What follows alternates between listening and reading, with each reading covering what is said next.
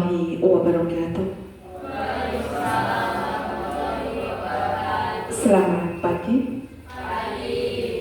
Yang terhormat Bapak Kepala Sekolah SMP Negeri 2 Pangkalan Banteng, yang saya hormati Bapak Ibu Dewan Guru SMP Negeri 2 Pangkalan Banteng, dan yang saya banggakan siswa-siswa SMP Negeri 2 Pangkalan Banteng.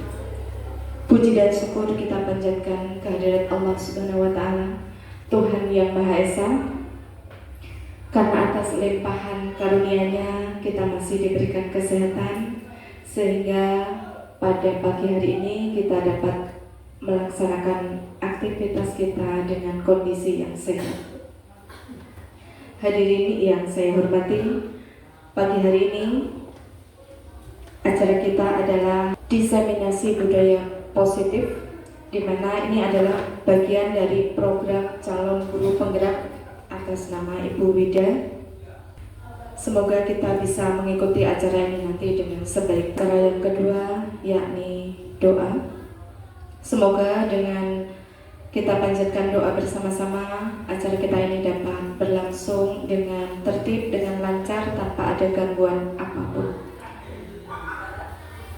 Berdoa sesuai dengan agama dan keyakinan kita masing-masing. Berdoa mulai. Doa selesai. Selanjutnya kita akan mendengarkan sambutan dari Kepala Sekolah SMP Negeri 2 Pangkalan Banteng. Kepada beliau Bapak Salsius Burung SPD, disilakan. Terima kasih kepada pembawa acara. Yang saya hormati Ibu Wakil Kepala Sekolah, yang saya banggakan Ibu Wida selaku guru penggerak yang pertama di SMP Negeri 2 Pangkalan Banteng, yang saya hormati Bapak Ibu Dewan Guru, yang saya sayangi siswa-siswi SMP Negeri 2 Pangkalan Banteng yang mengikuti kegiatan untuk mendengarkan paparan yang disampaikan oleh calon guru penggerak kita pada pagi hari ini. Pertama, marilah kita panjatkan puji dan syukur kehadirat Tuhan Yang Maha Esa, karena atas berkat dan karunia-Nya lah pada pagi hari ini kita bisa berkumpul untuk mengikuti kegiatan ini sebagai salah satu syarat bagi guru penggerak untuk melakukan kegiatan aksi nyata dengan judul hari ini disampaikan, yaitu menyebarkan pemahaman dan penerapan pengalaman budaya positif. Bapak Ibu yang saya hormati, calon guru penggerak yang saya banggakan, saya selaku yang dituakan begitu merasa bersyukur dan bangga karena Ibu bisa mengikuti kegiatan ini, dan harapan saya bisa lulus nanti gitu. Sehingga nanti dari hasil kegiatan ini bisa disebarkan atau dibagikan kepada kami semuanya yang berkaitan dengan proses belajar mengajar di sekolah kita ini. Bapak Ibu yang saya hormati, hari ini kita mengikuti kegiatan ini yang disampaikan oleh calon guru penggerak kita, yaitu diseminasi budaya positif atau menyebarkan pemahaman dan penerapan pengalaman dalam praktek mengajar kita. Budaya positif itu termasuk mungkin nanti di kelas kita masing-masing kita buat kesepakatan kelas supaya kelas itu bisa kondusif, kita buat kesepakatan, kemudian memberikan motivasi kepada peserta didik, kemudian juga bagaimana kita kalau posisi waktu proses belajar mengajar untuk menghadap setiap anak. Jadi menghadap setiap anak itu berbeda-beda sesuai dengan kemampuannya. Kemudian berikutnya harapannya dari kegiatan ini kita bisa menyelesaikan masalah dengan tahapan yang disebut segitiga restitusi. Nah, itu yang diharapkan dalam kegiatan ini kita bisa praktekkan dalam kegiatan proses belajar mengajar di sekolah kita ini. Untuk Ibu Wida selaku calon guru penggerak, harapan saya bahwa nanti setelah lulus kegiatan ini jangan hanya untuk mendapat sertifikat sebagai guru penggerak, tapi setelah lulus ya biasa-biasa saja. Nah, jadi harapan saya begini, bahwa setelah ini informasi pengetahuan baru disampaikan kepada kami, sehingga kami nanti bisa mengikuti yang baiknya seperti apa. Baik Bapak, Ibu, dan anak-anak yang saya banggakan, marilah kita mengikuti kegiatan ini dengan seksama, sehingga apa yang disampaikan nanti kita dapat praktekkan dalam proses pembelajaran di sekolah kita ini. Seperti saya sampaikan bahwa meskipun kita sekolah di desa, tapi saya yakin, seyakin-yakinnya kita bisa bersaing dengan sekolah-sekolah besar di kota. Ya, oleh karena itu saya juga mengharapkan kepada siswa, perwakilan siswa, ayo kita belajar. Sekarang media pembelajaran itu sangat banyak, melalui internet, media sosial, dan lain sebagainya. Cari sumber-sumber yang berkaitan dengan proses pembelajaran di sekolah kita ini. Mungkin itu saja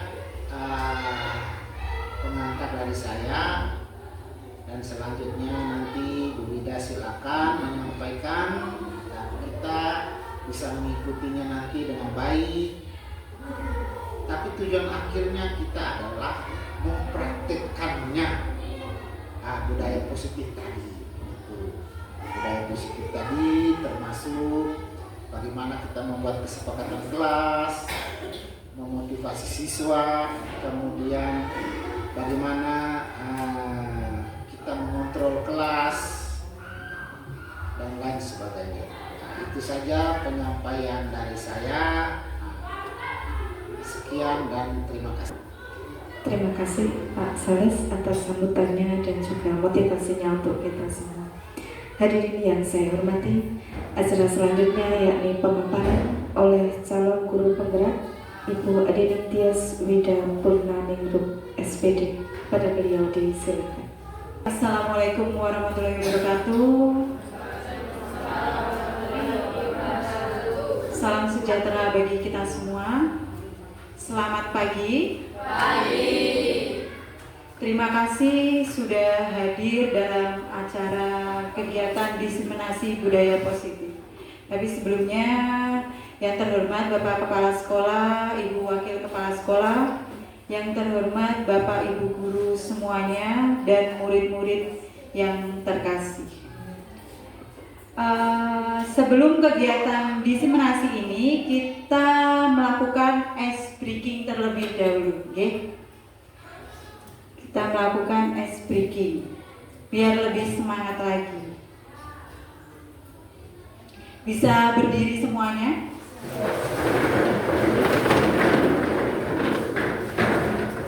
Kita agak bersenam. Saya sudah selesai. Oke.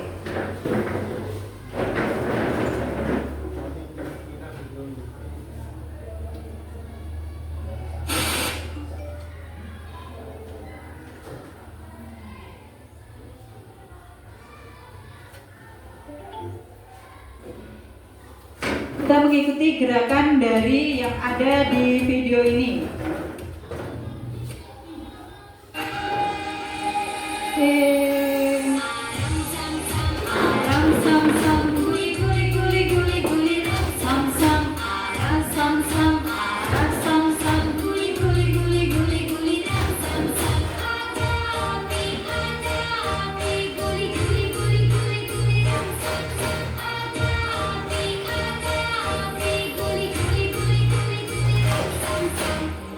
Habis ini lebih cepat lagi Bapak Ibu.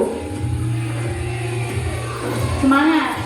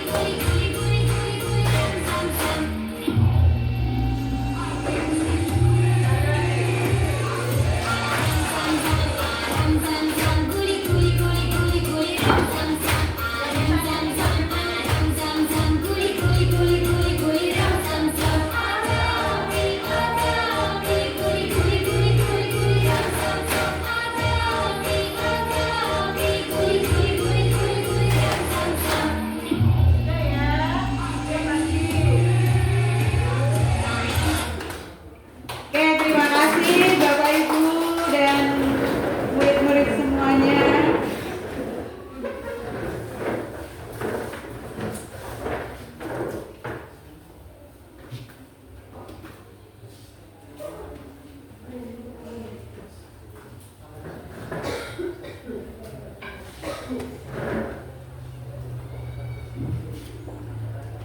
Oke, jadi di sini saya akan memaparkan mengenai budaya positif.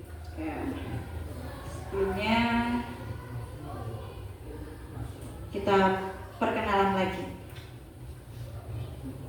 Oke, itu foto saya yang terbaru. Nama Adining Tias Bida Purnaningrum, calon guru penggerak angkatan 11 dari Kabupaten Kota Waringin.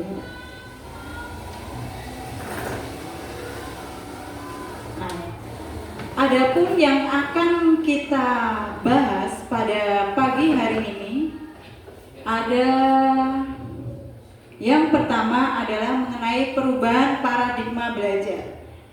Yang dulu berkaitan dengan K13 sekarang berkaitan dengan kurikulum merdeka. Lalu yang kedua adalah disiplin positif. Ketiga, nilai-nilai kebajikan. Dan yang keempat, kebutuhan dasar dari manusia. Dan yang kelima adalah motivasi perilaku manusia. Selanjutnya yang keenam adalah posisi kontrol dari seorang guru. Dan yang ketujuh, keyakinan kelas. Dan yang kedelapan adalah segitiga restitusi. Mari kita sama-sama belajar.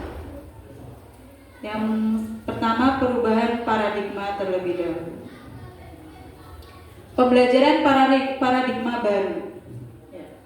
Di mana sekarang kita sebagai seorang pendidik sekolah itu berbasis terhadap profil pelajar Pancasila. Ya. Di mana ada 6 unsur. Yang pertama adalah beriman bertakwa kepada Tuhan Yang Maha Esa dan berakhlak mulia. Yang kedua, berkebinekaan global. Yang ketiga, bergotong royong. Keempat, kreatif. Kelima, bernalar kritis. Dan keenam, mandiri. Nah, profil pelajar Pancasila ini adalah menjadi dasar kita untuk kurikulum kita, ya, kurikulum Merdeka ini. Kita berbasis dari profil pelajar Pancasila. Pembelajaran dengan paradigma baru merupakan pembelajaran yang dirancang berdasarkan prinsip pembelajaran berdiferensiasi, di mana pembelajaran ini disesuaikan dengan kebutuhan siswa. Ya, sehingga para peserta didik sesuai kebutuhannya, berdasarkan tahap perkembangan sesuai teori psikologi modern untuk mewujudkan profil pelajar Pancasila. Nah, kita sedang melaksanakan pembelajaran berdiferensiasi, di mana ini disesuaikan dengan potensi siswa. Ya, ada diferensi konten, diferensi proses, diferensi produk. Selanjutnya, tentang miskonsepsi tentang teori kontrol. Guru mengontrol murid. Nah, guru mengontrol murid. Apakah seorang murid ini mau dikontrol oleh guru? Ya. Tapi pada dasarnya setiap manusia ini kan tidak mau dikontrol. Ya. Lalu yang kedua adalah semua penguatan positif, efektif dan bermanfaat. Dan yang keempat, kritik dan membuat rasa bersalah mampu menguatkan karakter. Pada dengan rasa bersalah malah membuat nyali seseorang akan menjadi down. Okay. Malah tidak menguatkan karakter, malah menjadi down. Yang keempat, orang dewasa berhak memaksa. Orang dewasa berhak memaksa. Lanjut. Mengubah paradigma stimulus respon ke pendekatan teori kontrol. Kita lihat tabel. Di mana tabel yang sebelah sini adalah stimulus respon dan yang sebelah sana adalah teori kontrol. Realitas kebutuhan kita sama. Ya, kita di sini realitas kebutuhannya sama, tapi menurut teori kontrol kebutuhan kita berbeda-beda. Lalu semua orang melihat hal yang sama, padahal setiap orang memiliki gambaran berbeda tergantung dari persepsi dan cara pandang masing-masing. Kita mencoba mengubah orang agar berpandangan sama dengan kita. Menurut teori kontrol, kita berusaha memahami pandangan orang lain tentang dunia. Kita tidak mengubahnya, tetapi kita memahami cara pandang orang lain. Yang keempat, perilaku buruk dilihat sebagai suatu kesalahan. Padahal semua perilaku memiliki tujuan. Orang lain bisa mengontrol saya. Hanya Anda atau diri saya yang bisa mengontrol diri saya. Oke. Lanjut. Pemaksaan ada pada saat bujukan gagal. Kolaborasi dan konsensus menciptakan pilihan-pilihan baru menurut teori kontrol. Dan yang terakhir, model berpikir menang kalah. Model berpikir menurut teori kontrol, model berpikir menang-menang. Kita harus menang. Lanjut. Ya. Ini lingkungan ideal sekolah, ya. Murid memiliki kompetensi dan karakter Pancasila. Tadi menurut profil pelajar Pancasila. Sekolah yang kita cita-citakan adalah sekolah yang seperti ini, Bapak Ibu.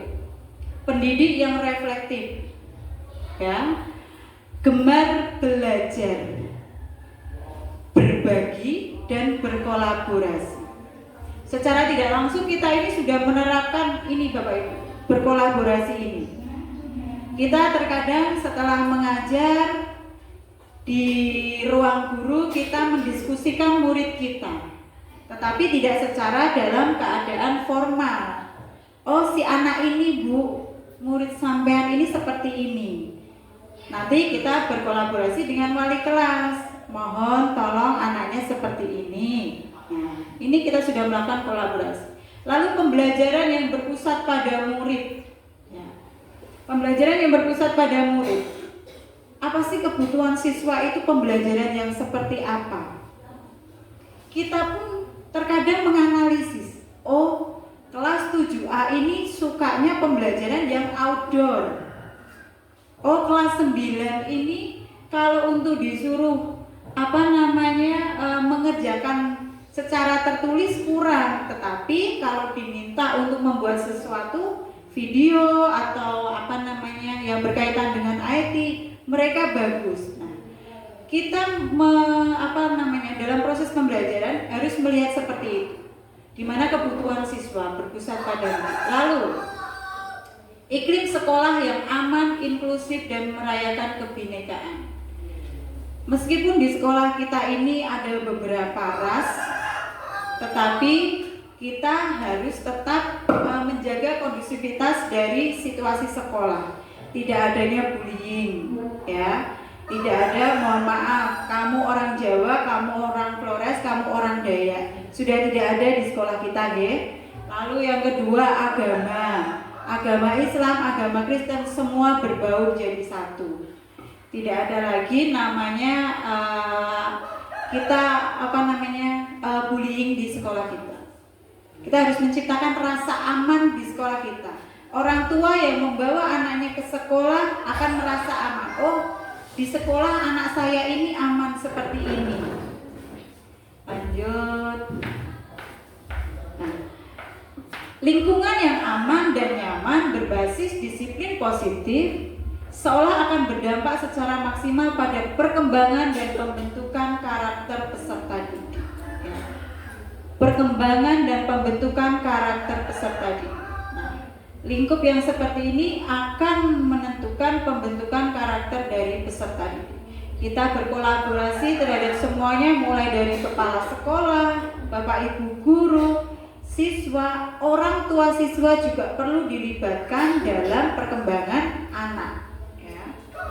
Kenapa makanya sekolah kita ini kadang memanggil orang tua agar ada kolaborasi. Oh bapak ibu anaknya seperti ini di sekolah. Mohon nanti pada saat di rumah dibimbing, biar nanti pada saat kembali ke sekolah dalam kondisi yang baik. Kita selalu menginformasikan bagaimana murid kita di sekolah kepada orang tuanya. Lanjut. Kita masuk ke disiplin positif. Apa itu disiplin positif? Nah, disiplin berasal dari kata disiplina yang artinya belajar. Disiplin mengacu pada disiplin diri yang memiliki tanggung jawab terhadap apa yang dilakukannya berdasarkan nilai yang diyakini. Ya. Memiliki tanggung jawab. Bukan karena aturan atau peraturan, tetapi karena kita ada rasa tanggung jawab. Oh, sebagai seorang guru itu harus bagaimana? Ya. Oh, sebagai seorang murid itu harus bagaimana? Nah, ini kita menyadarinya karena kita memiliki tanggung jawab. Lanjut, disiplin positif merupakan salah satu cara penerapan disiplin yang bertujuan untuk menumbuhkan kesadaran serta memberdayakan peserta didik tanpa imbalan, ancaman atau hukuman. Nah, ini yang sedang kita pelajari Bapak Ibu untuk sekarang ini, tanpa memberikan imbalan, ancaman atau hukuman. Kamu kalau tidak mengerjakan tugas tak suruh lari ke lapangan, ya. Kita Bapak Ibu guru akan belajar menghilangkan hal seperti itu. Tetapi ini didasari dari ini. Ya, tiap individu harus punya disiplin diri, tanggung jawab terhadap dirinya. Oh, Bapak Ibu guru saya sudah tidak menghukum saya nih, maka lalu seenaknya. Tidak. Kita belajar untuk disiplin diri ini. Kalau mendapatkan ranking 1 akan dapat hadiah. Makanya cepat-cepatan untuk berlomba-lomba kita untuk belajar. Karena ada imbalannya. Nanti kalau tidak ada imbalannya, ya sudahlah, nggak ada hadiahnya, betul? Oke, kita belajar untuk bertanggung jawab dan disiplin diri ini. Sebagai pendidik, tujuan kita adalah menciptakan peserta didik yang memiliki disiplin diri, sehingga mereka berperilaku mengacu kepada nilai-nilai kebajikan universal dan memiliki motivasi intrinsik dalam perubahan perilaku ke arah yang lebih baik. Menciptakan peserta didik yang memiliki disiplin diri. Kita tidak bisa bekerja sendiri, tetap Bapak Ibu ya. Kita harus selalu berkolaborasi satu sama lain. Ya. Kelas 9 tidak bisa wali kelasnya saja yang bekerja, tetapi ada guru mapel, lalu ada kepala sekolah, ada orang tua, agar disiplin diri ini bukan hanya dilakukan di sekolah, tetapi juga akan menjadi sebuah kebiasaan. Ya, kalau sebuah kebiasaan selalu dibawa dimanapun kita berada. Lanjut, nilai-nilai kebajikan. Nilai-nilai kebajikan apa sih? Nilai-nilai yang sifat manusia yang merupakan tujuan mulia yang ingin dicapai setiap individu. Nah, sifat positif manusia. Manusia ini kan kita terlahir ini positif dan negatif. Karakter kita ini terkadang ditentukan dengan lingkungan. Nah, nilai-nilai kebajikan ini adalah sifat positif manusia. Lanjut, nilai kebajikan disepakati bersama, bersifat universal, lepas dari suku, bangsa, agama, bahasa maupun latar belakang.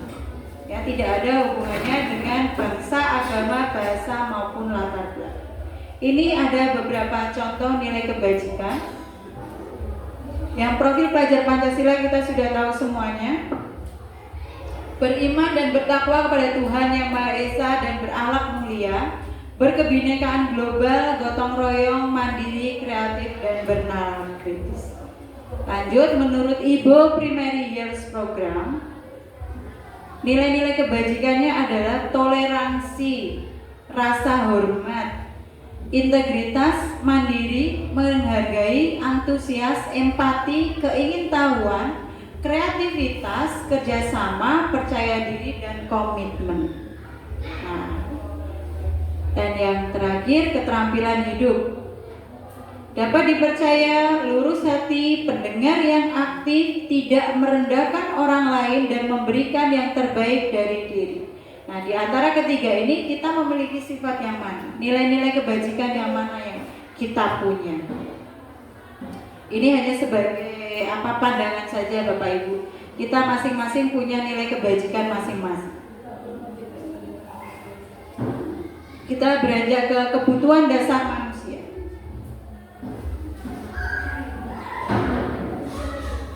Kebutuhan dasar manusia. Ada lima kebutuhan dasar manusia. Yang pertama, bertahan hidup. Bertahan hidup ini berkaitan dengan sandang pangan papan, lalu kasih sayang dan rasa diterima, kebebasan, kesenangan, dan yang terakhir adalah penguasaan. Apa itu kebutuhan dasar manusia? Segala sesuatu yang kita lakukan untuk mendapatkan apa yang kita inginkan. Seluruh tindakan yang kita lakukan memiliki tujuan tertentu, dan semua usaha terbaik yang kita lakukan adalah dalam rangka agar kebutuhan dasar kita terpenuhi dengan baik. Ya. Kita ini memiliki 5 kebutuhan dasar, dan kita berharap 5-5-nya ini dapat terpenuhi. Ya. Contohnya, kasih sayang dan rasa diterima. Anak-anak semua ingin disayangi oleh teman-temannya. Nah, ini masuk dalam kasih sayang. Kebebasan, bebas berpendapat, bebas memilih. Kesenangan, penguasaan. Oh, saya menguasai bidang IT. Contohnya seperti itu. Bertahan hidup itu sandang pangan papan. Ya. Makanan, rumah.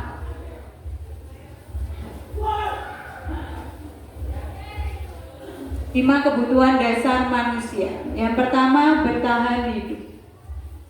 Nah, ini makanan, pakaian, tempat tinggal, keamanan, kesehatan.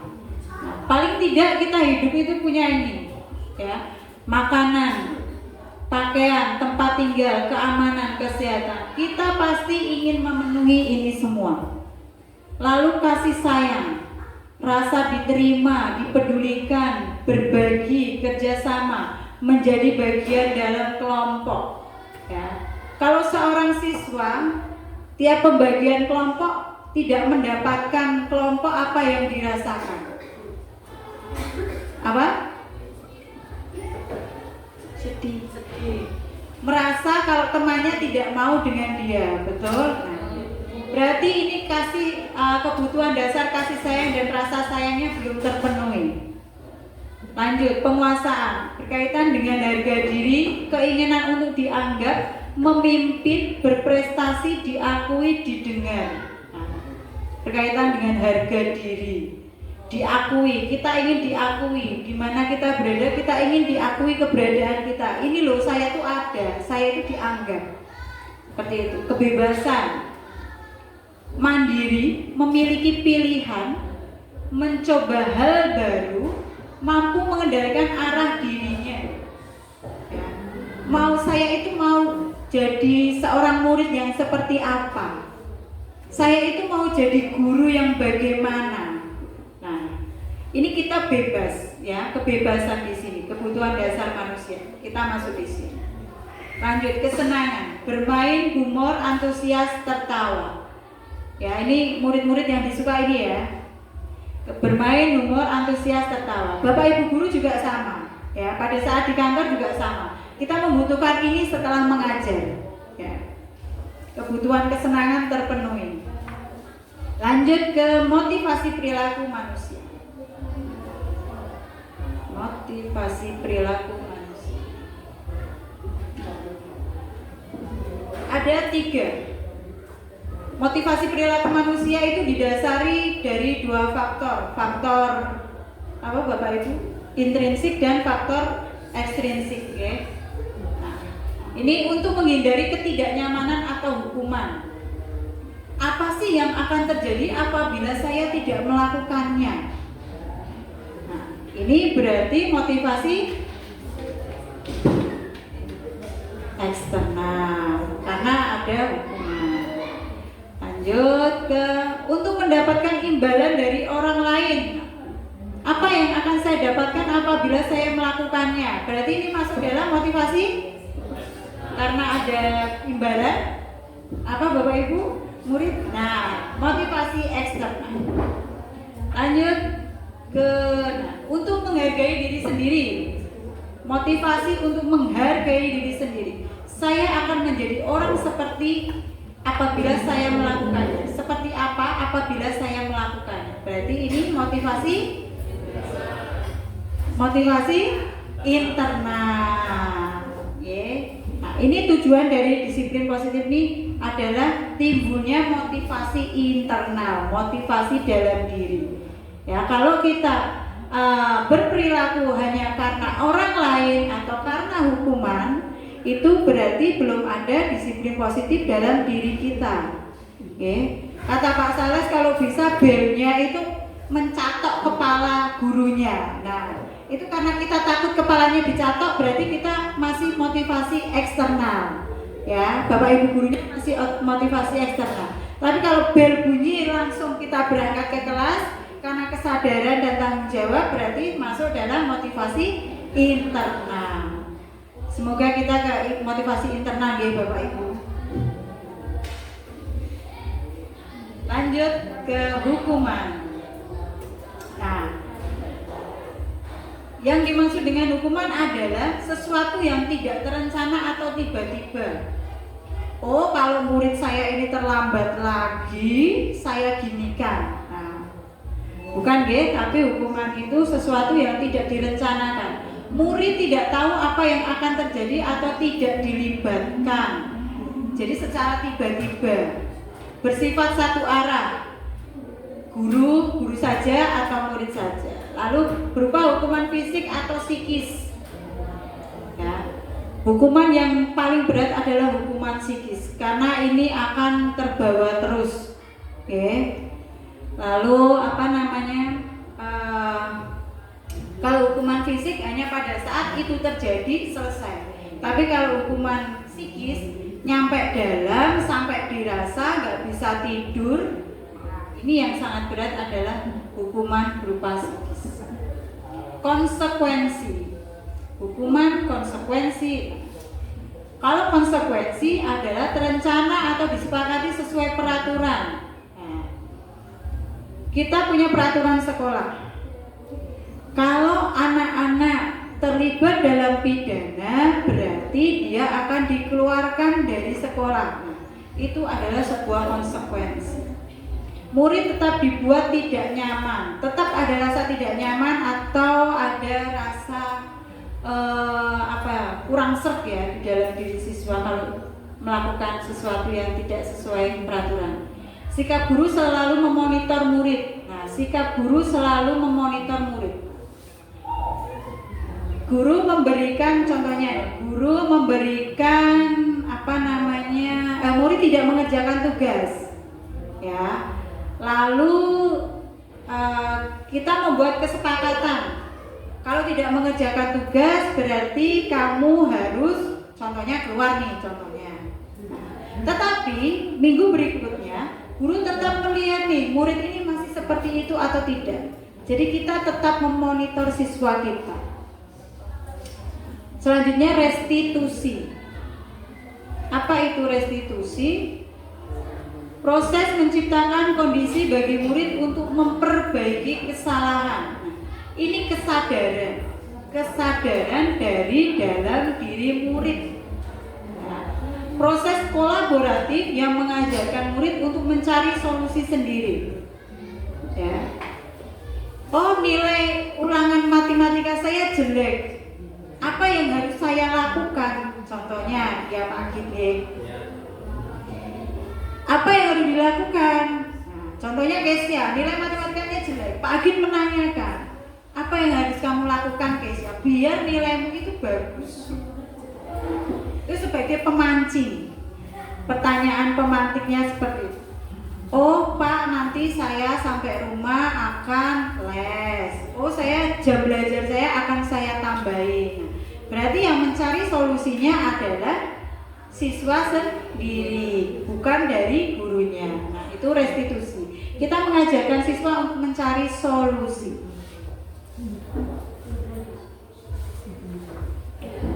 Gak kelihatan ya Bapak Ibu, ini ada hukuman, ini sanksi, restitusi.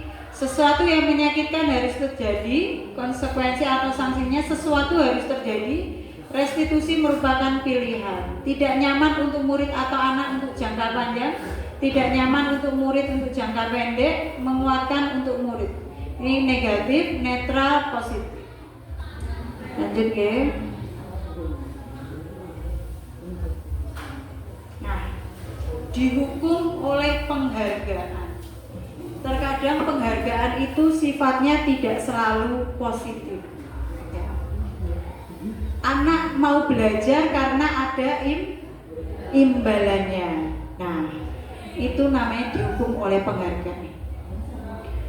Bahwa penghargaan berlaku sama dengan hukuman, dalam arti meminta atau membujuk seseorang melakukan sesuatu untuk memenuhi suatu tujuan tertentu dari orang yang meminta atau membujuk. Penghargaan berlaku sama dengan hukuman. Ya. Kalau tidak mendapatkan imbalan, kita tidak akan melakukan apa yang diminta seseorang.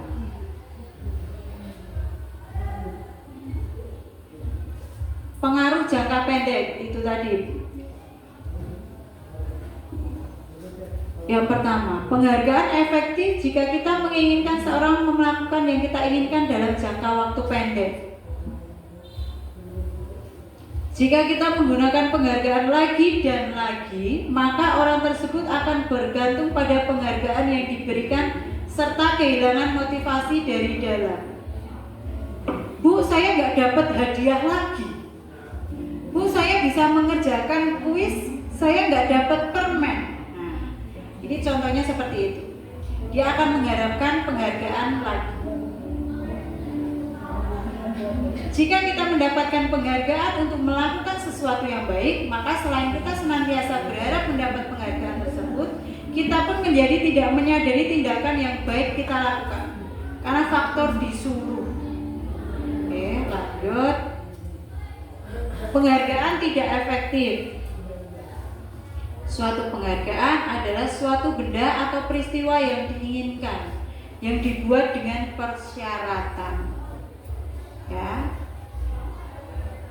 Kita contohnya nih Bapak Ibu guru, kita akan mendapatkan bonus kalau kita bekerja 24 jam. Ya, karena kita mengejar bonus itu, maka kita mau tidak mau harus bekerja 24 jam. Oh, kita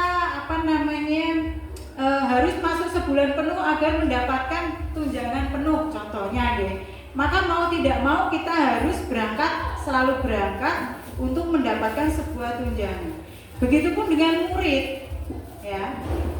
Biar orang tua saya tidak dipanggil, saya berarti harus berangkat terus, ya. Tapi tidak ada kesadaran dalam diri karena takut. Jika saya mengharapkan suatu penghargaan dan tidak mendapatkannya, maka saya akan kecewa dan berkecil hati. Betul? Jika kita memberikan suatu penghargaan untuk melakukan sesuatu, maka kita terus-menerus memberikan penghargaan. Nanti ibu kasih imbalan makan soto. Semangat kan kalian? Kalau nggak dikasih imbalan makan soto, semangat nggak? Nggak. Berarti penghargaan tidak efektif. Oke, contohnya seperti itu. Penghargaan merusak hubungan. Merusak hubungan yang bagaimana? Ketika seorang diberi penghargaan atau dipuji di depan orang banyak, maka orang lain akan merasa iri dan sebagian dari mereka tidak menyukai. Secara tidak langsung kita Bapak Ibu guru ini melakukannya, ya. Oh, kamu pintar, bisa mengerjakan soal bahasa Indonesia.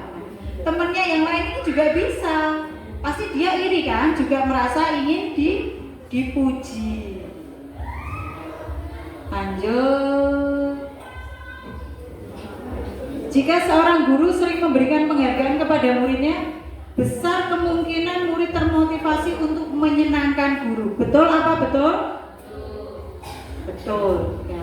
Kita terus-terusan mengasih penghargaan, lalu muridnya ini, yang penting saya disukai Bu Wida pokoknya, ya.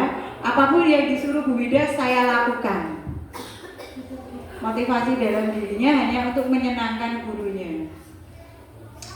Penghargaan menciptakan persaingan di dalam kelas dan persaingan menciptakan kecemasan. Nah, ini terkadang yang persaingan tidak sehat. Lanjut. Penghargaan mematikan kreativitas Bapak Ibu. Penelitian menunjukkan bahwa apabila seseorang dijanjikan sebuah hadiah atau penghargaan dalam melakukan sesuatu, maka hasil yang dikerjakan kurang kreatif. Pokoknya saya harus cepat selesai. Padahal dia bisa mengerjakan yang lebih baik lagi, tapi dia mengejar untuk cepat selesai. Ada di posisi penghukum, pembuat rasa bersalah, atau teman, atau pemantau. Monggo silakan salah satu. Bu Alful, monggo.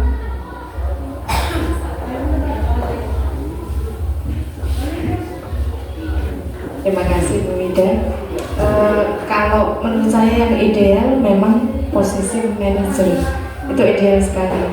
Tapi saya juga bingung Bu, kalau seandainya kasus itu berulang, anaknya itu saja, tentu membutuhkan treatment tersendiri.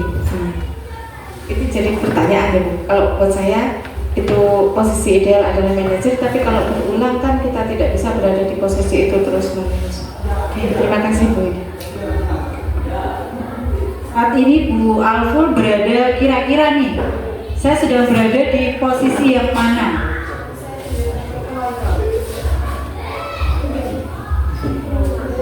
Pemantau atau Saya merasa kalau saya posisinya saya pemantau, karena saya suka catat kalau terlambat sekian menit. oh guys ya.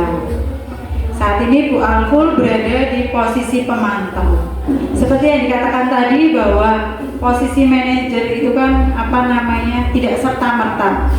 Kita berada awalnya sebagai penghukum, lalu kita belajar lagi. Secara tidak langsung kita itu sudah menerapkan 5 posisi kontrol itu. Ya kadang sebagai penghukum, kadang sebagai pembuat rasa bersalah. Kalau kita menghukum terus-menerus juga tidak baik. Lalu kita juga sebagai pemantau, kita mengingatkan peraturannya seperti ini, konsekuensi apa yang murid dapatkan. Lalu sebagai manajer, kalau kamu punya ada masalah seperti ini, apa yang harusnya dilakukan? Kalau kamu datang terlambat terus, kita kan kadang sering mengatakan kepada siswa, kalau kamu datang terlambat terus, harusnya bagaimana? Nah, ini kan hanya pengolahan kata saja, ya. Tapi secara tidak langsung kita sudah menerapkan 5 posisi kontrol ini. Selanjutnya kita ke keyakinan kelas. Keyakinan kelas. Mengapa keyakinan kelas? Mengapa bukan peraturan kelas? Kenapa Bapak Ibu? Mengapa kita menggunakan istilah keyakinan kelas dan bukan peraturan kelas? Pak Edi, gitu.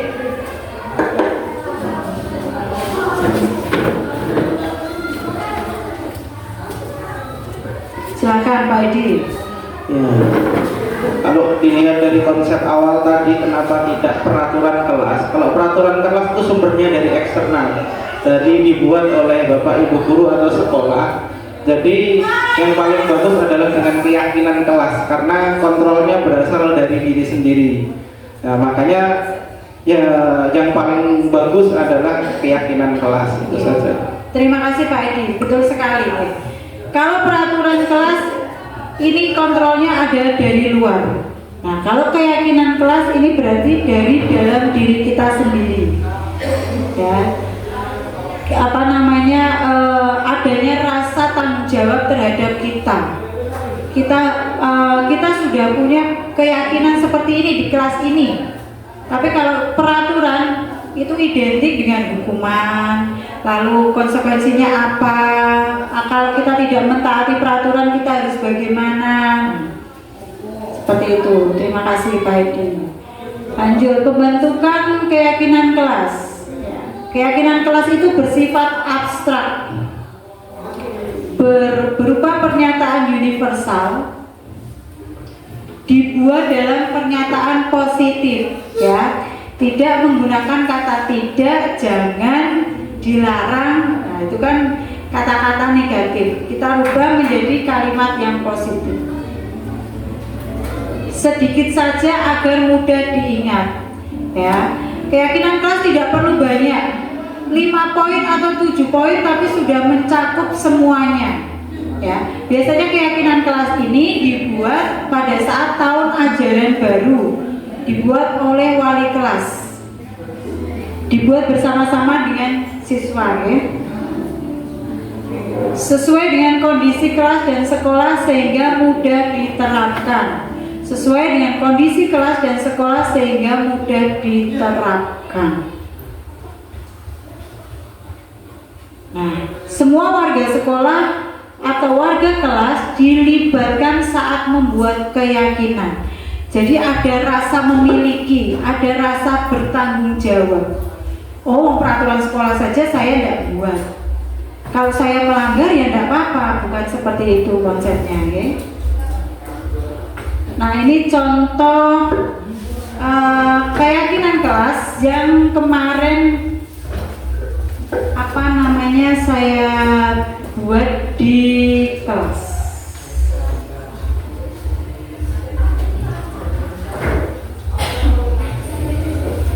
Ini contohnya seperti ini Bapak Ibu.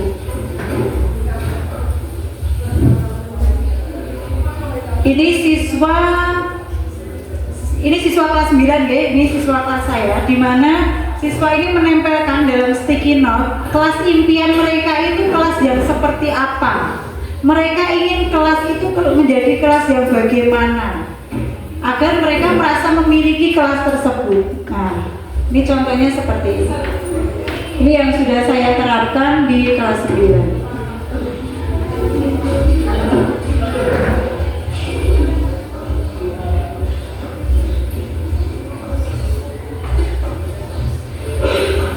Dari sticky note ini nanti kita bacakan satu persatu, lalu kita memilahnya. Oh, ini itu masuk yang mana? Oh, ini masuk yang mana? Masih ada siswa yang menggunakan kata negatif, lalu kita ubah menjadi pernyataan positif.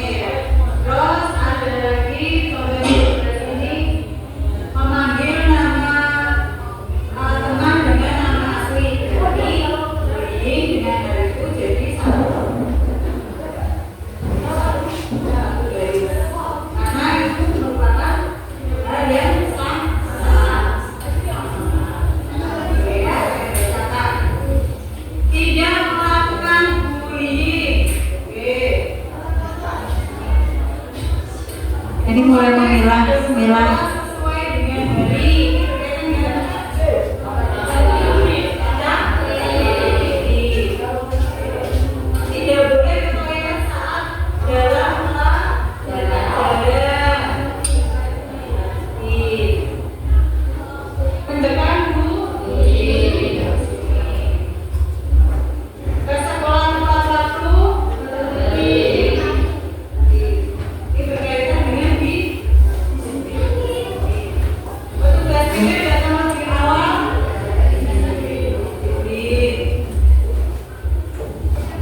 Ini dari 20 kesepakatan kelas nanti akan menjadi 7 kesepakatan kelas, karena ada beberapa hal yang sama.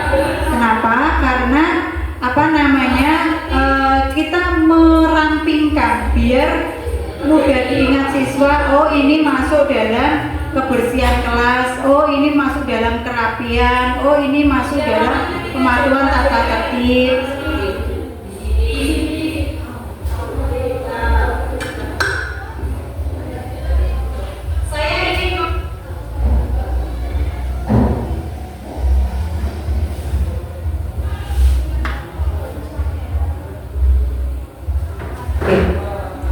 Jadi kesepakatan kelas, silakan Bapak Ibu wali kelas untuk membuatnya biar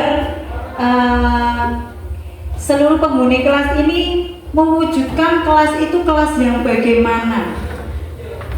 Ya, setelah kemarin saya melakukannya, pengalaman saya kemarin, saya menanyakan permasalahan kelas yang ada di kelas saya. Ternyata masalahnya kelasnya rame, kelasnya kotor, lalu suka makan di dalam kelas. Nah, ini kan berarti keresahan yang dialami oleh murid sebetulnya. Nah, agar itu tidak terjadi, maka kita sebagai wali kelas dan murid, bagaimana caranya kita membuat keyakinan atau kesepakatan kelas itu biar tidak ada lagi yang makan di dalam kelas, lalu membuang sampah pada tempatnya. Nah, itu kita buat keyakinan. Setelah ini tadi, hasil dari keyakinan tadi, saya minta kepada murid untuk membuat yang lebih bagus lagi, agar nanti bisa ditempel di tembok. Bapak Ibu guru yang lainnya pun juga bisa melihat, oh ini loh, kelas 9 itu punya keyakinan seperti ini, tidak makan di dalam kelas, kok kamu masih melanggarnya. Lalu apa yang harus dilakukan? Ini biar bisa Bapak Ibu guru yang lain untuk melihatnya. Oke. Lanjut, saya lanjutkan di materi selanjutnya adalah segitiga restitusi. Ya, segitiga restitusi, di mana segitiga restitusi ini akan membantu kita dalam penyelesaian sebuah permasalahan.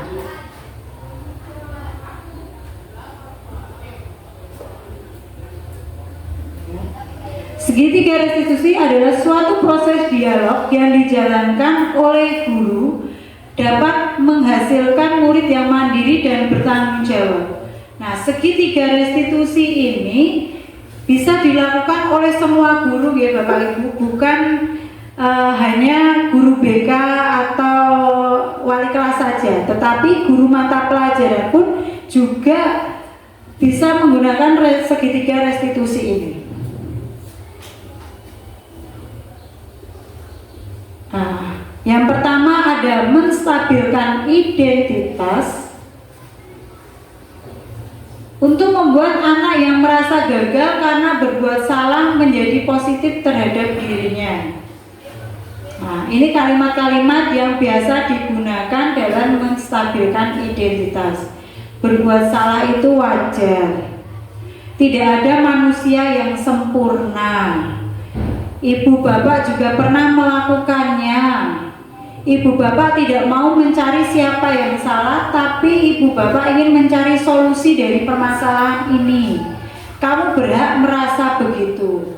Nah, tahapan yang pertama adalah menstabilkan identitas. Lalu tahapan yang kedua adalah validasi tindakan yang salah. Kita memvalidasi tindakan dari siswa kita yang salah. Membantu siswa mengenali basic need atau kebutuhan yang ingin dipenuhinya itu apa ketika dia melakukan kesalahan, ya, alasannya. Kamu pasti punya alasan melakukannya. Apa yang penting bagi kamu? Kamu bisa saja melakukan hal yang lebih buruk, tapi kamu tidak melakukannya. Apakah kamu bisa melakukannya dengan lebih baik? Maukah kamu belajar cara lain untuk mendapatkan yang kamu butuhkan? Nah, ini validasi tindakan yang salah ini, kita mengenali kebutuhan apa sih yang diinginkan dari murid. Dan yang terakhir dari segitiga restitusi adalah menanyakan keyakinan. Murid melihat kesalahannya dihubungkan dengan norma sosial dan nilai-nilai yang mendasari manusia berinteraksi dengan orang lain.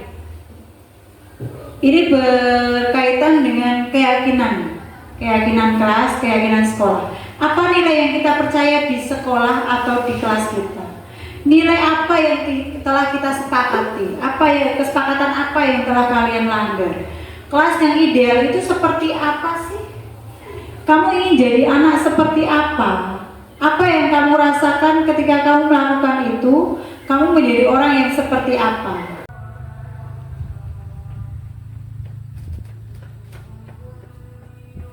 Kenapa baru datang? Ayo sini. Lari-lari. Iya Bu. Capek. Sini. Oke, silakan duduk, atur nafas dulu, tasnya dilepas dulu. Sudah lebih tenang. Oke. Aziza, Ibu perhatikan dan Ibu mendapat laporan dari Bapak Ibu guru kalau kamu sering datang terlambat ya. Iya Bu. Oke. Nah, di sini ini pas Ibu jadi guru piket ya, pas Ibu piket, Ibu tidak akan mencari kesalahan Aziza, tapi kita di sini, ayo kita mencari solusi atas permasalahanmu yang sering datang terlambat. Sepakat? Ya, ya nanti kedepannya Aziza tidak terlambat lagi. Kita mencari solusi. Sekarang Ibu tanya, apakah tindakan Aziza yang sering datang terlambat ini menurut Aziza adalah suatu kesalahan? Oke. Dan Aziza menyadarinya? Aziza menyadarinya bahwa itu adalah sebuah kesalahan. Setiap makhluk hidup itu kan pasti punya kesalahan, betul? Tidak ada manusia yang sempurna. Oke. Jadi sekarang kita berdua, ya, mari kita cari solusi atas permasalahan Aziza. Ya. Saya Ibu nanya ke Aziza, kenapa nih Aziza akhir-akhir ini sering terlambat? Alasannya apa kira-kira? Sering begadang. Oke. Kalau begadang nih Aziza itu begadangnya ngapain? Melakukan apa? Bermain game online. Main game online. Apa itu game online-nya yang sekarang lagi itu apa? Mobile Legends. Ya, oke, Mobile Legends. Kalau anak-anak sekarang namanya mabar kalau nggak salah ya. Oke. Nah, itu nanya ke Aziza ini, kita cari solusi bersama. Kira-kira Aziza itu kalau main game online dimulai dari jam berapa, lalu Aziza tidurnya jam berapa? Kadang pulang sekolah itu sampai larut malam. Terus tidurnya jam berapa? Tidur sekitar jam 3. Jam 3. Oke. Berarti dari pulang sekolah sampai malam itu kalau sudah asik mabar dengan teman satu sekolah ya? Berarti ya? Oke. Kalau sudah mabar dengan teman satu sekolah, Aziza lupa waktu. Ya, oke. Lalu padahal ya, kamu harus paginya ini harus berangkat ke sekolah, betul? Sampai sekolah kamu datang terlambat. Di sekolah, di kelas kamu tidak konsentrasi karena mengantuk, betul? Betul. Jadi sering hilang konsentrasi ya, kalau nggak salah. Karena bapak ibu guru yang lain juga menyadari hal itu dan memperhatikan kamu. Sekarang Aziza, apakah Aziza masih ingat bahwa di awal pembelajaran dulu kemarin itu ya, kita itu sudah membuat kesepakatan sekolah dan kesepakatan kelas ya. Apakah Aziza masih ingat kesepakatan itu? Masih. Bagus. Nah, kira-kira tindakan atau perilaku Aziza yang sering datang terlambat, lalu susah konsentrasi, itu merupakan suatu keyakinan yang sudah Aziza langgar. Ya. Jadi Aziza menyadari ya kalau ada keyakinan kelas atau kesepakatan kelas yang sudah Aziza langgar. Menyadari, oke. Kira-kira aja keyakinan atau kesepakatan kelas apa yang sudah Aziza langgar? Kedisiplinan. Oke, sip, bagus. Jadi Aziza menyadarinya ya, kedisiplinan. Nah, menurut Aziza nih, seberapa penting sih kedisiplinan bagi diri kamu? Sangat penting sekali. Oke. Kira-kira seberapa penting sih? Jadi keyakinan atau kesepakatan itu kira-kira seberapa penting buat hidup kamu? Sangat penting karena kita bisa menghargai waktu. Menghargai waktu, lalu apalagi? Belajar bertanggung jawab. Lalu apalagi? Manajemen waktu bisa manajemen waktu. Jadi Aziza di rumah harus bisa membagi waktu ya. Oh, saya ini kalau main game online harus jam segini sampai jam segini ya, itu namanya manajemen waktu. Oke. Lalu apakah Aziza mau memperbaiki kesalahan yang sudah Aziza buat? Mau. Kira-kira menurut Aziza solusi apa atas permasalahan yang telah kamu buat ini? Kira-kira solusinya bagaimana kalau menurut Aziza? Saya akan bisa mengatur waktu. Saya tidak mengurangi game. Mengurangi bermain game online. Lalu tidur tepat waktu. Datang sekolah tepat waktu. Fokus sama belajar. Nah, kalau kita tidur cukup, belajar apalagi di usia SMP ini kan tidur harus cukup. Kalau kita tidur tidak cukup, nanti maka sampai sekolah konsentrasinya terganggu. Betul? Oke, Aziza sudah dapat merumuskan solusi dari permasalahan ini. Ibu berharap setelah ini atau besok pagi Aziza tidak datang terlambat lagi. Sepakat ya? Sepakat. Oke, saya rasa untuk pertemuan ini ya begitu jadi guru tiket dan itu sebagai wali kelasmu berkewajiban untuk membimbing kamu ya. Jadi ibu berharap Aziza tidak akan terlambat lagi.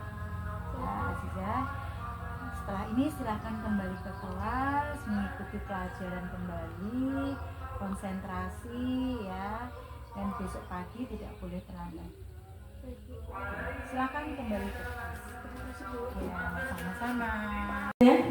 Ya, selanjutnya kita masuk ke sesi tanya jawab.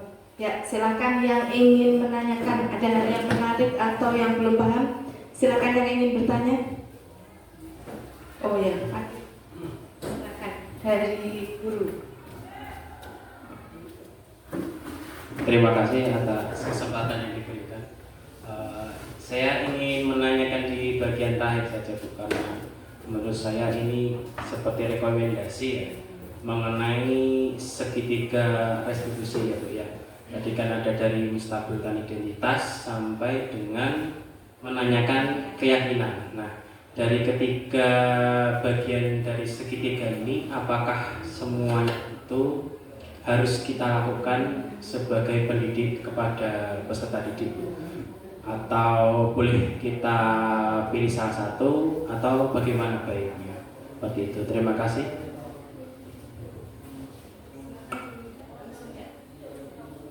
Terima kasih Pak Agit atas pertanyaannya. Langsung saya tanggapi ya. Untuk segitiga restitusi ini, walaupun ada 3 tahapan, tetapi itu disesuaikan dengan permasalahannya. Ya, apabila permasalahan itu ringan, maka langsung kepada pokoknya, gimana langsung menanyakan keyakinan. Oke, jadi bukannya tidak perlu, tapi dilihat dari permasalahannya seperti apa. Kalau memang langsung bisa diselesaikan dengan menanyakan keyakinan, langsung keyakinan. Jadi tidak melewati 2 tahapan sebelumnya. Seperti itu. Terima kasih.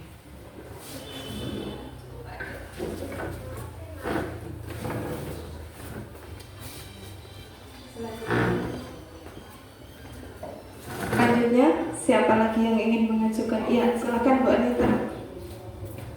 Dari Bu Anita.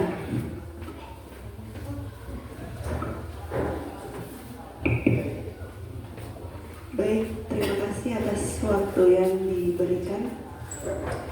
Pertanyaan saya sebagai berikut, bagaimana caranya agar keyakinan kelas itu dapat dijalankan dengan baik? Ya, terima kasih.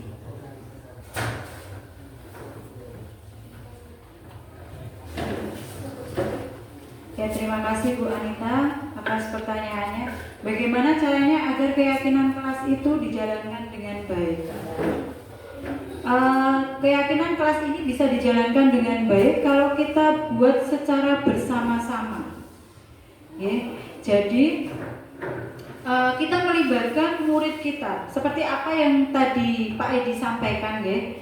Kalau itu motivasi dari eksternal, maka kita akan seolah-olah kita tidak memiliki, terlihat acuh. Tetapi kalau kita dari dalam diri kita ingin kelas yang bagaimana. Makanya kemarin saya melibatkan siswa, saya tidak serta-merta membuat peraturan harus kelas yang seperti ini. Tetapi saya meminta siswa, kamu ini kelas kita ini harus kelas yang bagaimana.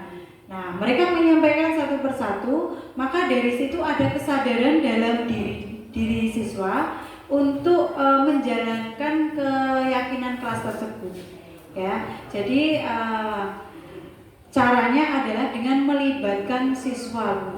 Jadi tidak atas diri kita sendiri. Kita ingin yang A, B, C, D, siswa harus nurut, tidak. Tapi kita mengikuti siswa itu maunya seperti apa. Kita mengarahkan karena yang menjalankan kan siswa. Ya, kita tinggal mengikuti saja. Terima kasih. Sudah 2 orang penanya, masih ada yang ingin bertanya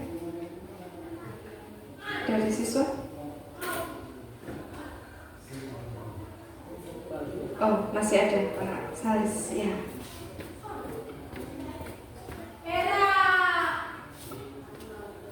Baik, tadi dijelaskan berkaitan dengan posisi kontrol guru, salah satunya guru sebagai manajer. Nah, pertanyaannya, bagaimana cara seorang guru untuk memposisikan diri sebagai seorang manajer? Terima kasih. Oke, terima kasih Pak Salesius Guru. Bagaimana cara kita untuk memposisikan diri sebagai seorang manajer? Menurut saya, kita mempelajari dengan menerapkan segitiga restitusi itu tadi. Ya, dengan segitiga restitusi, maka dalam penyelesaian permasalahan ada tahapan-tahapannya, lalu posisi kita seperti apa. Dari situ cara kita memandang siswa pun juga akan berbeda, karena kita menggunakan pedoman segitiga restitusi itu tadi. Seperti itu Pak. Terima kasih.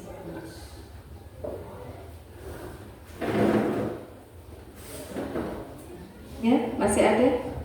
Cukup ya? 3 orang cukup ya? Ya, baik, terima kasih. Dan sebelumnya mari kita tepuk tangan untuk kita semua di sini. Baik, terima kasih. Selanjutnya kita minta kesimpulan dari peserta. Barangkali ada yang mau membuat kesimpulan berdasarkan materi hari ini. Oh ya, Pak Agit, silakan.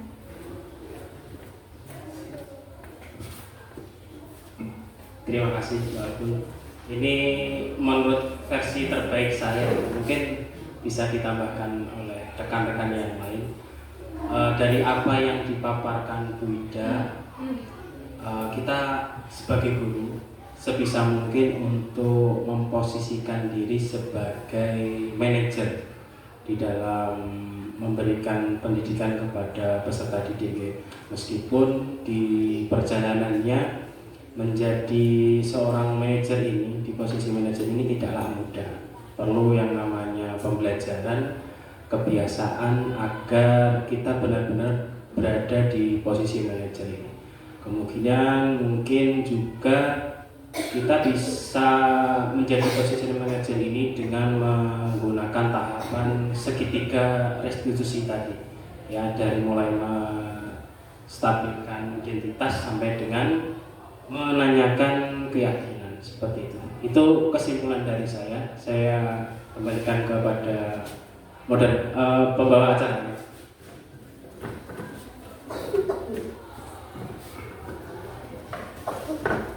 Ya, terima kasih Pak Agit atas kesimpulannya. Dan yang terakhir saya mohon Ibu Wida untuk memberikan kesimpulan secara keseluruhan. Ya, terima kasih Bu Alfulairi. Kesimpulan dari apa yang saya paparkan ini, kita bersama-sama belajar, untuk mewujudkan lingkungan sekolah yang nyaman, aman, tentram, di mana siswa akan merasa tinggal di sekolah ini nyaman dengan bergaul dengan Bapak Ibu guru, dengan semua elemen yang ada di sekolah. Kita mewujudkannya bersama-sama dengan memenuhi kebutuhan dasar kita yang ada di sekolah.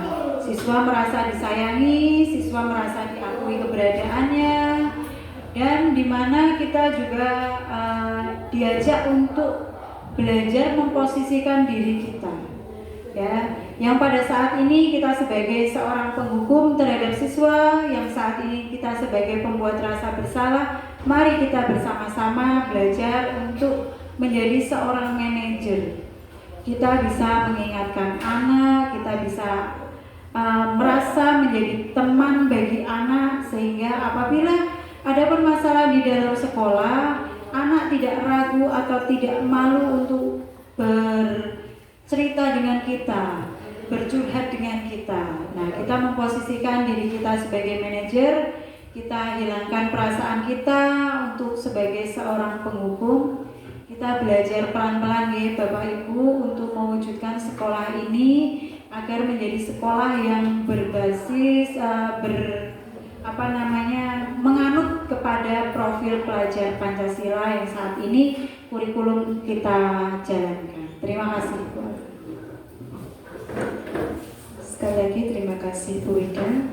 Dan selanjutnya kami mohon dengan segala hormat Bapak Kepala Sekolah agar berkenan memberikan reinforcement atau penguatan atas materi hari ini kepada beliau Bapak Salesius Burung SPD. Waktu dan tempat kami sediakan.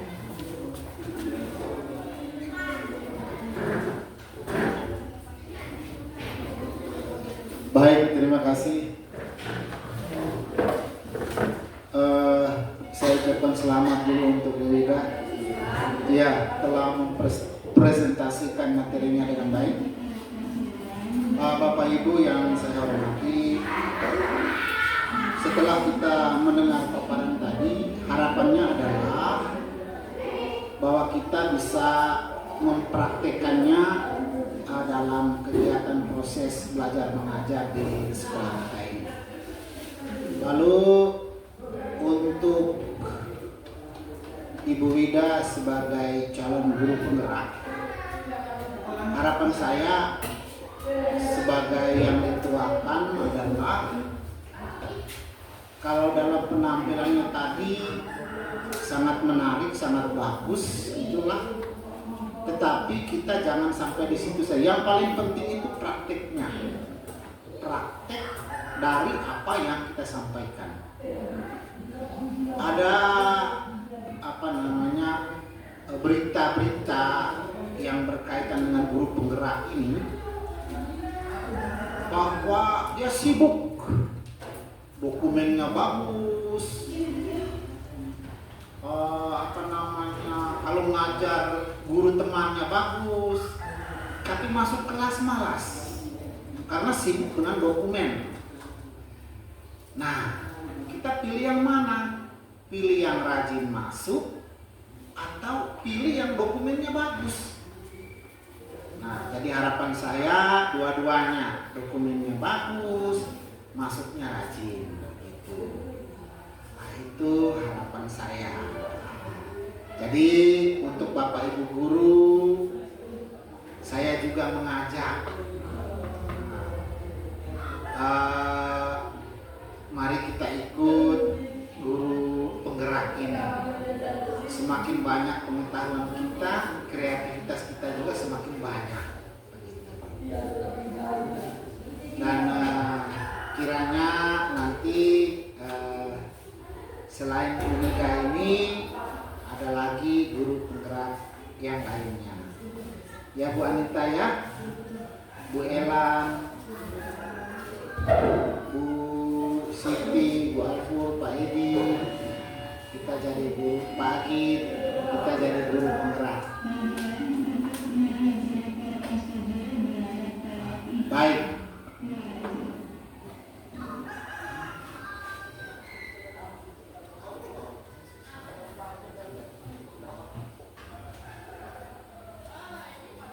Baik.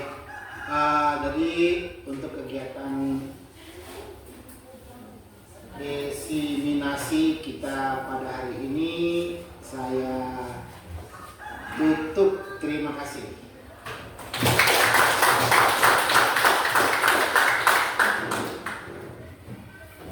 Lalu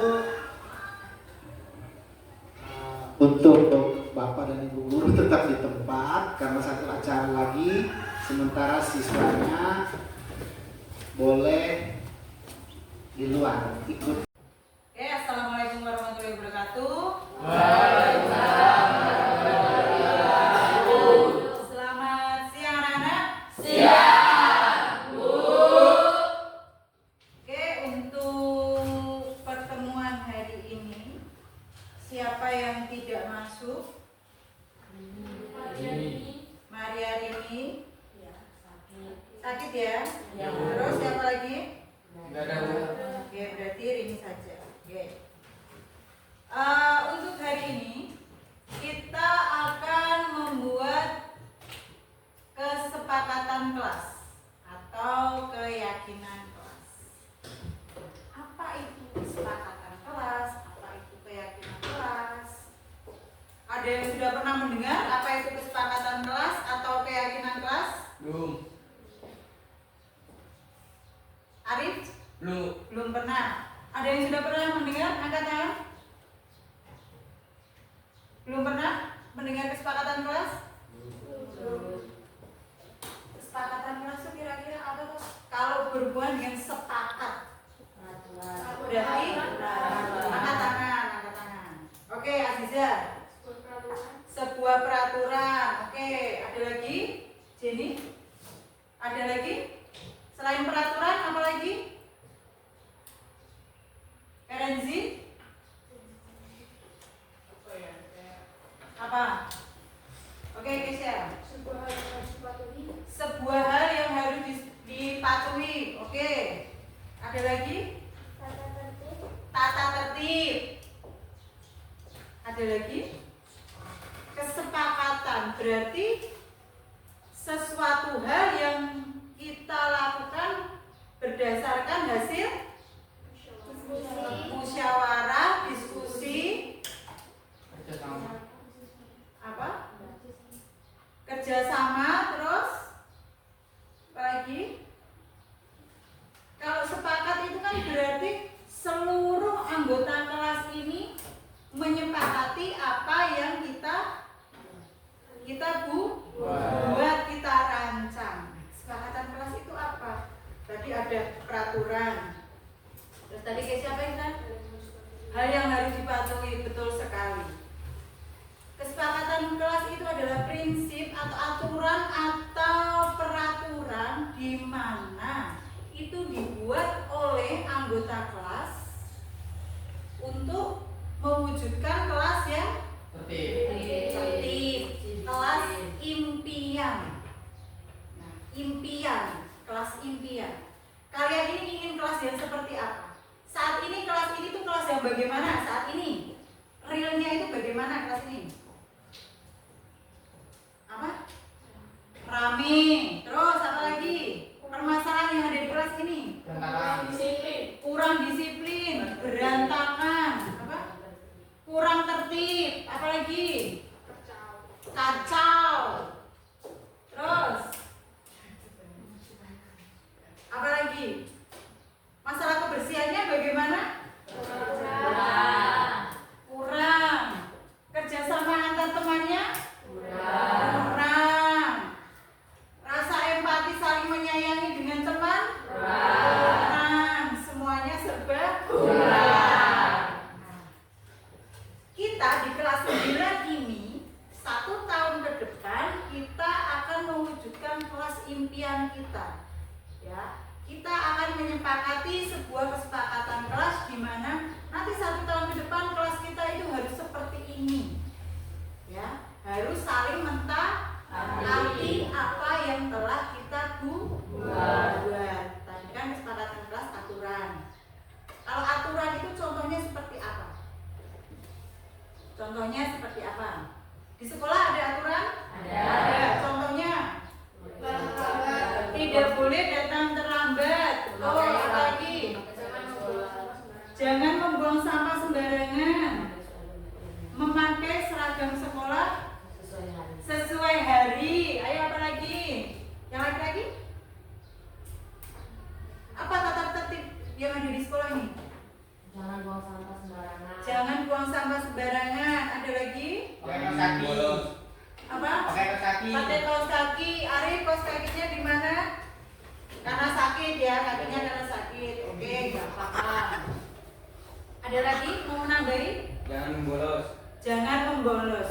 Nah, itu adalah peraturan atau tata tertib yang ada di sekolah. Itu kita bawa di dalam kelas. Kelas kita ini mau jadi seperti apa? Bukan pada saat hanya pelajarannya Bu Wida saja, tetapi juga dengan pelajaran yang lain.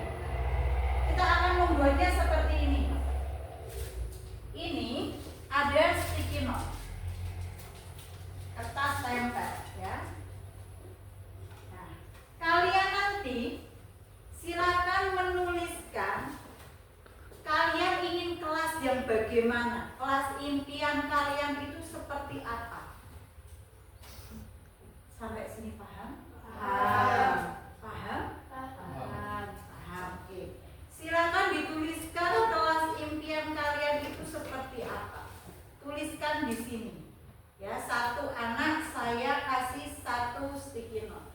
Kalau mau nambah silahkan nanti minta ke saya. Nah, bisa dijalankan? Bisa. Oke.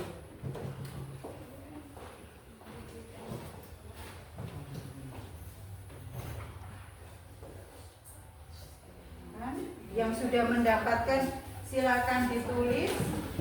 Pikirkan apa yang ada dalam pikiranmu. Kamu ingin kelas kita ini kelas yang seperti apa?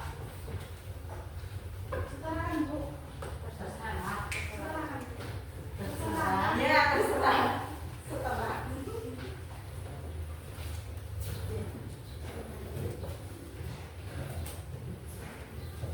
Jadi semua kuning-kuning ya, ibu kuning, kalian kuning, sticky note kuning. Ada apa dengan hari ini? Kenapa semua? Ya. Oke, ini sudah terpikirkan? Mau kelas yang bagaimana? Bu, boleh lebih dari satu? Boleh, siapa yang mau lebih dari satu? Saya. Oke, Aziza? Dari satu kali. Enggak, satu kertas untuk satu kesepakatan. Lagi? Ada yang mau lagi? Berapa?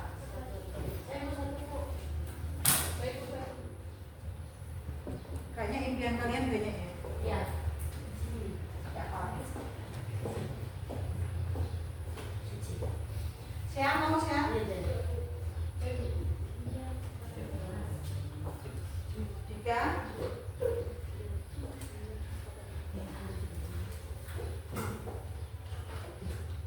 Yang sudah selesai nanti silakan ditempel di sebelah sini, ya. Silakan ditempel di sebelah sini. Ciko sudah? Ya, Des sudah. Silakan tempel di sini.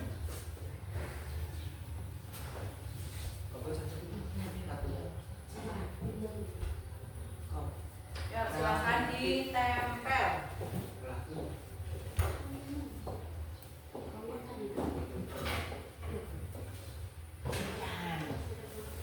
Kenapa? Iya. Iya. Tidak ada yang salah. Impian kalian kelas yang bagaimana?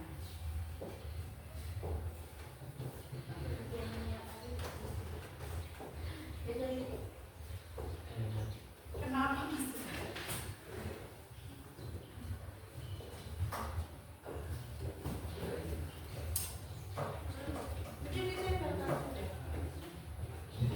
Nanti kita baca. Tidak perlu dikasih nama ya.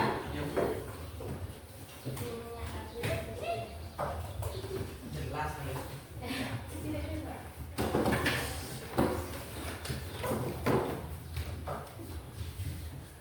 Nggak ada yang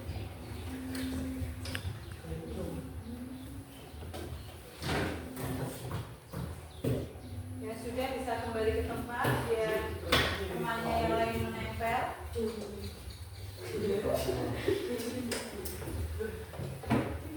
Kembali. Ini lemnya yang ini. Nggak apa-apa.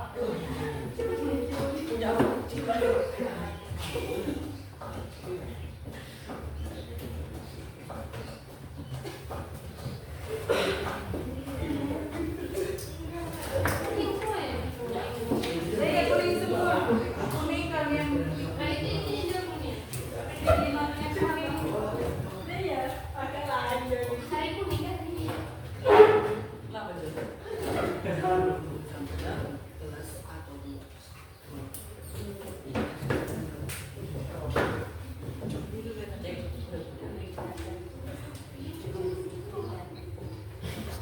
Sudah semua?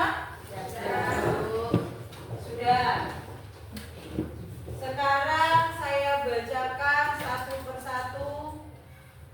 Nanti kalian tentukan contohnya nih. Di sini ada menjauhi tindakan bullying contohnya ya. Terus ada lagi contohnya di sebelah sini memanggil nama teman dengan nama asli, berarti bullying dengan hal itu jadi satu garis. Karena itu merupakan hal yang sama. Oke ya, saya bacakan. Tidak melakukan bullying. Oke. Taruh sini. Memakai seragam sekolah sesuai dengan hari. Ini berkaitan dengan apa, Cak? Kata tertib. Oke. Tidak boleh ke toilet saat dalam pelajaran. Tata tertib. Menjauhi tindakan bullying. Ke sekolah tepat waktu. Ini berkaitan dengan disiplin. Petugas piket datang lebih awal. Disiplin.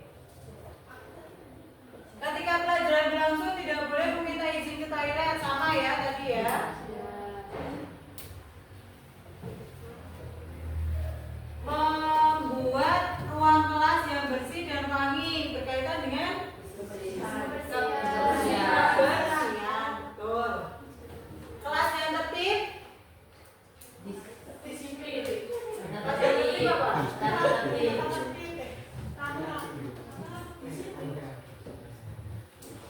Tidak makan ketika jam pelajaran. Disiplin.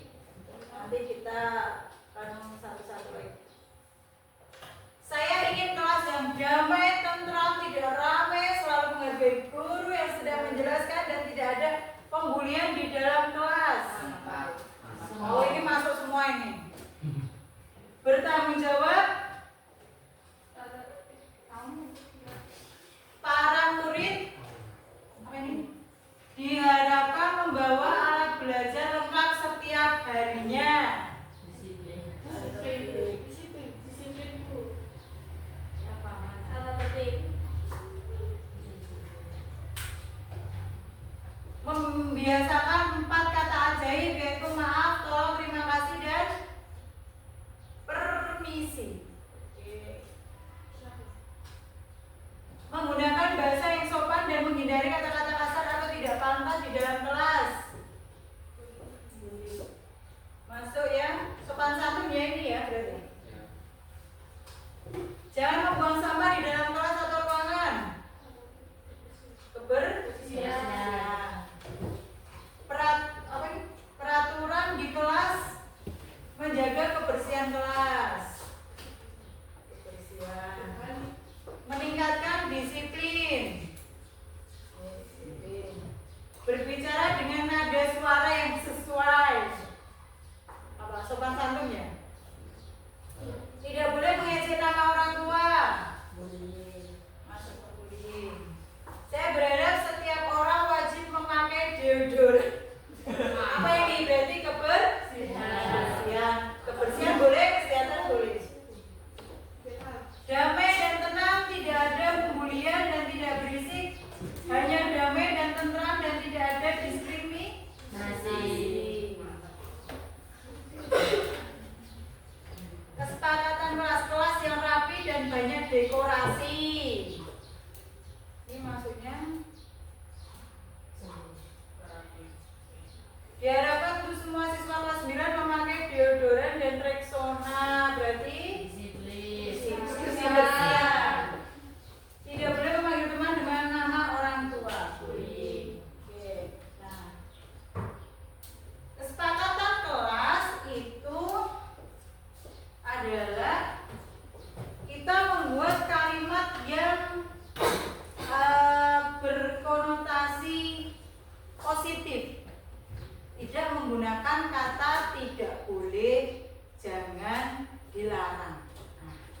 Dari ini semua kita ramu menjadi beberapa poin. Ayo kira-kira.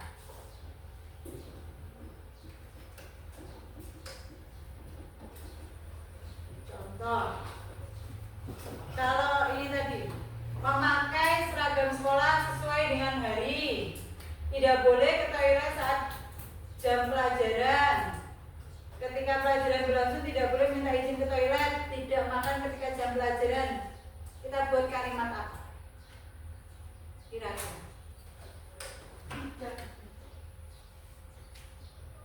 tidak menggunakan kata tidak. Apa Cak? Kira-kira?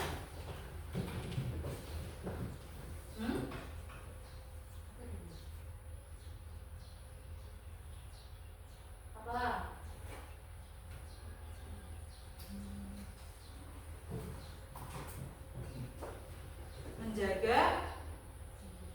Menjaga ketenangan pada saat proses belajar, kira-kira masuk tidak? Masuk nggak?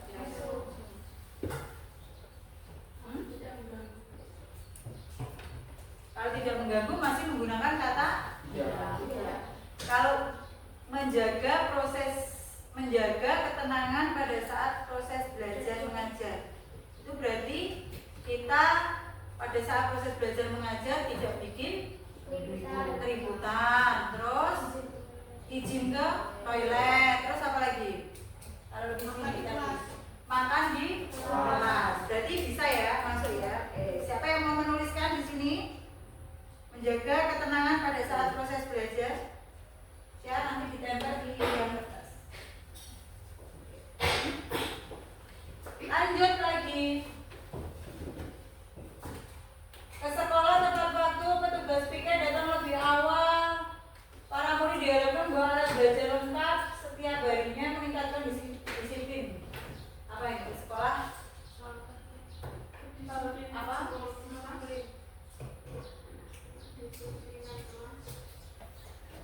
Datang tepat waktu nih kayaknya bisa masuk kan sendiri.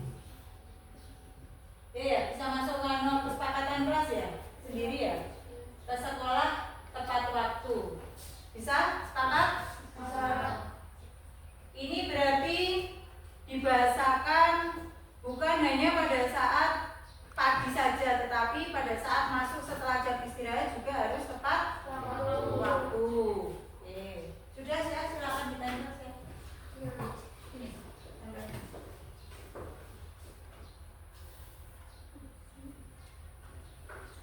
Lanjut. Petugas piket datang lebih awal. Apa kira-kira? Disiplin. Kalimatnya bagaimana? Setiap siswa menjaga kebersihan kelas. Masuk? Piket ini berkaitan dengan apa? Kebersihan kelas. Kira-kira masuk atau tidak? Masuk. Menjaga kebersihan kelas. Siapa yang mau nulis? Habis? Oke. Menjaga kebersihan kelas. Lalu berarti jangan membuang sampah di dalam kelas itu sama ya, menjaga kebersihan, membuat ruang kelas bersih. Terus yang memakai deodoran apa? Berkaitan dengan apa? Kebersihan diri. Berarti menjaga kebersihan diri. Ayo siapa? Kebersihan diri bukan cuma hanya memakai deodoran, tetapi apa sah? Mandi. Nah, menyetrika baju, betul. Terus apa? Mencuci sepatu. Selain sepatu apa? Kaki. Ya, biar semua kelas menjadi nyaman. Oke. Sudah. Menjaga kebersihan diri.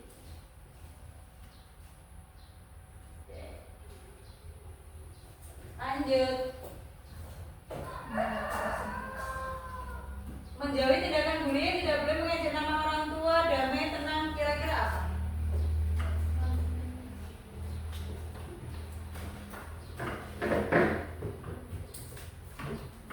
Saling menghormati dan saling menyayangi, bisa? Antar teman? Bisa.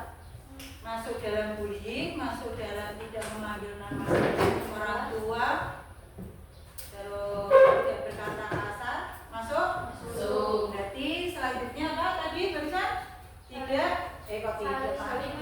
saling menyayangi dan menghormati antar teman. Siapa yang mau nulis?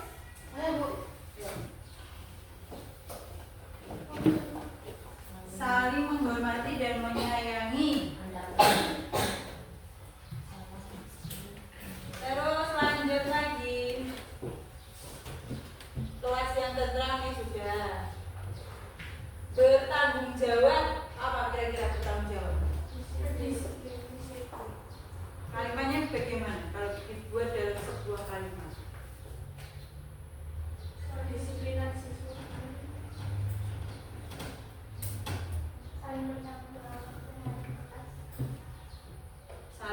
bertanggung jawab terhadap kelas. Selain itu ada, kalau bertanggung jawab itu kan masuk dalam tugas, betul, tugas ketua kelas, sekretaris, bendahara, bapak piket.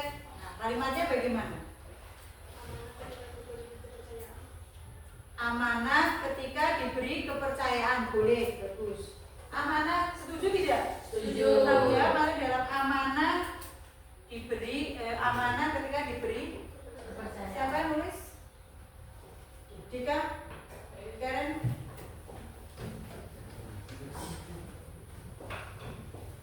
Lanjut lagi. Membiasakan 4 kata ajaib. Tolong, terima kasih dan permisi. Oke, ini masuk ya? Ya. Masuk. Menggunakan bahasa yang sopan tadi sudah dalam apa tadi, menghormati, berbicara dengan suara yang sesuai, kelas yang rapi dan banyak dekorasi. Tadi masuk dalam kebersihan kelas ya.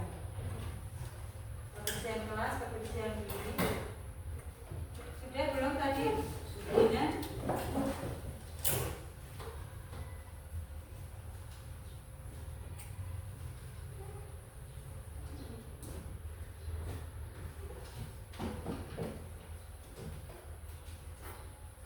Oke, berarti kita mendapat 7 kesepakatan kelas. Masuk ke kelas tepat waktu. Sepakat? Sepakat. Berarti pada saat pagi hari maupun pada saat setelah istirahat. Menjaga ketenangan suasana kelas saat proses belajar mengajar. Sepakat? Sepakat. Oke, menjaga kebersihan kelas. Sepakat. Menjaga kebersihan diri. Sepakat.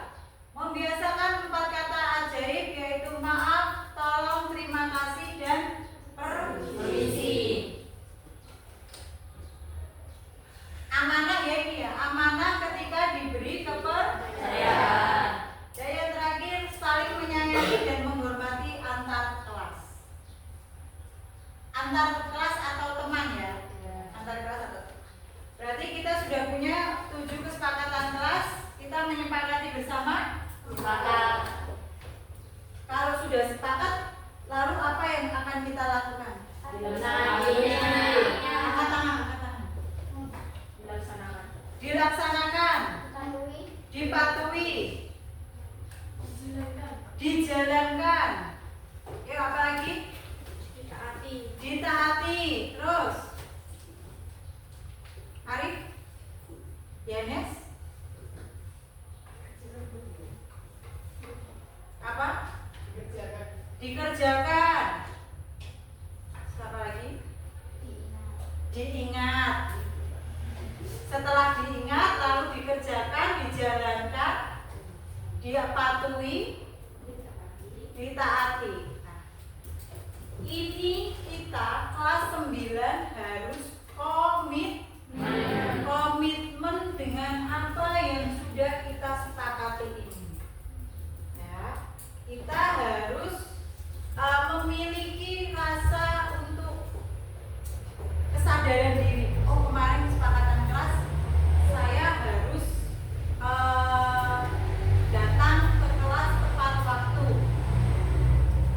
Berarti setelah ini tidak ada lagi yang terlambat.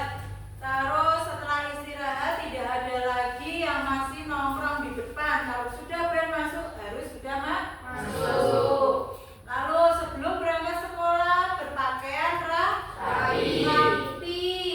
Bajunya disetrika. Terus apa lagi? Mencuci sepatu. Kaos kaki. Nah, berarti apa yang sudah kita sepakati ini harus kita jalankan. Ada yang mau ditanyakan atau ada yang mau memberi pendapat? Ya, nggak ada. Oke. Berarti cukup ya kesepakatan kelas ini ya. Nanti silakan ini dibuat lebih bagus lagi agar bisa dilihat oleh seluruh ada kelas Bapak Ibu guru, oh ternyata kelas 9 ini punya kesepakatan seperti ini. Nah, kalau nanti ada temannya yang terlambat, nah kan kita sudah punya kesepakatan, kita harus komitmen dengan apa yang sudah kita buat. Oke, karena kita sudah membuat kesepakatan kelas, Ibu rasa sudah selesai, tidak ada yang mau ditanyakan lagi? Sudah. Oke. Kita akhiri pertemuan dalam pembuatan kesepakatan kelas ini. Sebelum sebelum mengakhiri, sekretaris siapa? Nah, nanti Cindy dengan teman-teman yang lain silakan untuk memperbaiki kesepakatan kelas ini ya. Nanti ditempel di kelas yang agak besar biar semuanya bisa melihat, dibuat lebih bagus lagi. Ya, sepakat ya? Oke, Ibu akhiri. Wassalamualaikum warahmatullahi wabarakatuh. Waalaikumsalam warahmatullahi wabarakatuh. Selamat siang anak-anak. Siang, Bu.